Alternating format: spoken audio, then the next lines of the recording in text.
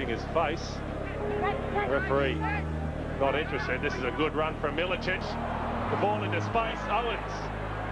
Still with Greg Owens. Here's a chance for Ante Milicic. He lines up the shots.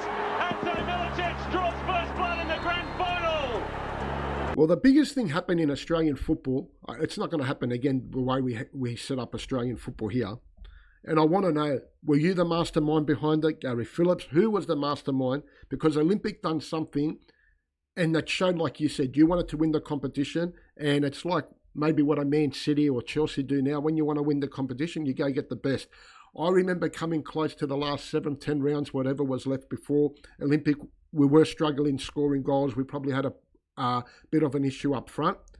And Peter Raskopoulos, out of nowhere, when we first heard of it, we all thought, nah, there's no way this is happening. Contact Sydney United at the time, a young Ante Milicic back from overseas, scoring a lot of goals at Sydney United.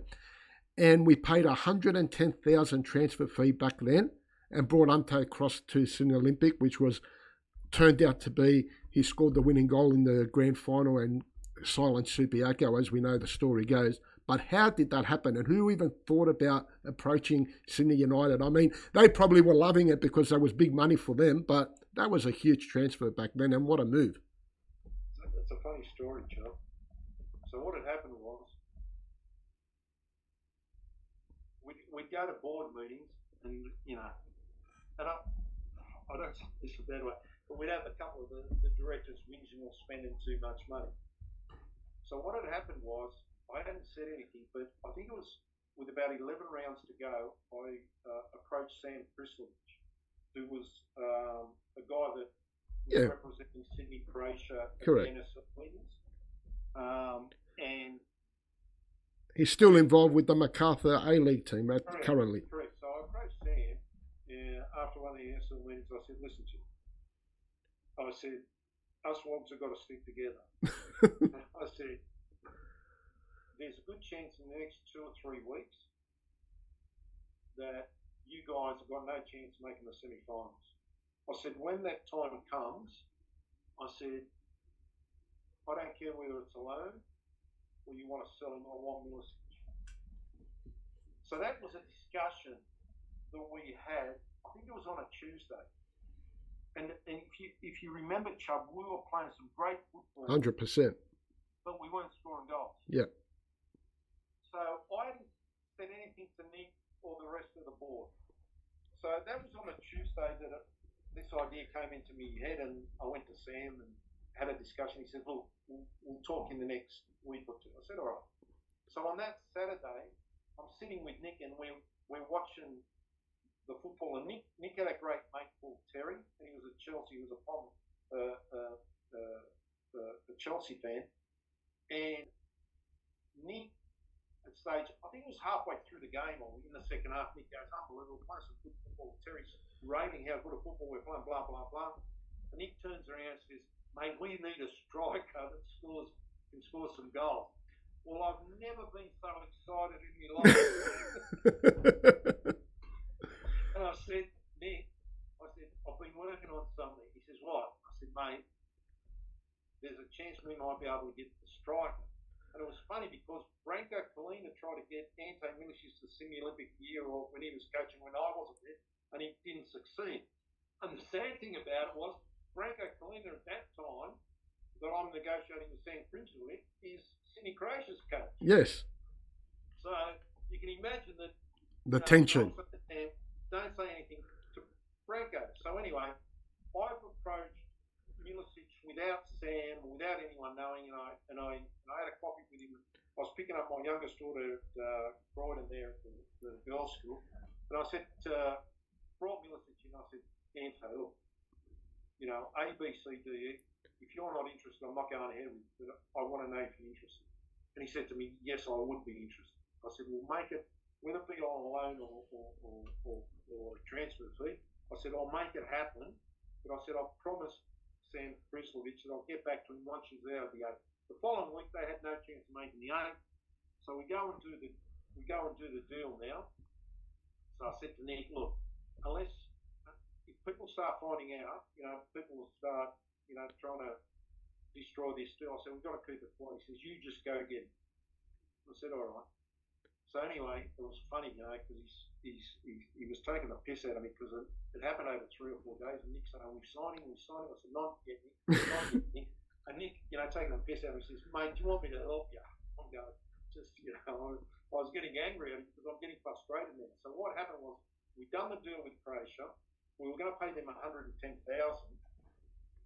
but the deal got even more complicated because Croatia wanted the money, the check in Sydney, Croatia. The president wanted Sydney, Croatia, because at that time the system was the transfer fee goes to Soccer Australia. Yep.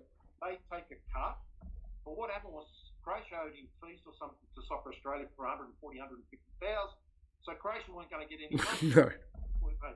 Anyway, so I decided to take the punt and give Croatia the check, get all the transfer papers done. So I've gone now, I think it was a Wednesday, to lodge the papers with Soccer Australia. And Despina was down at Soccer Australia and Stefan Kamaz was the CEO. Yes.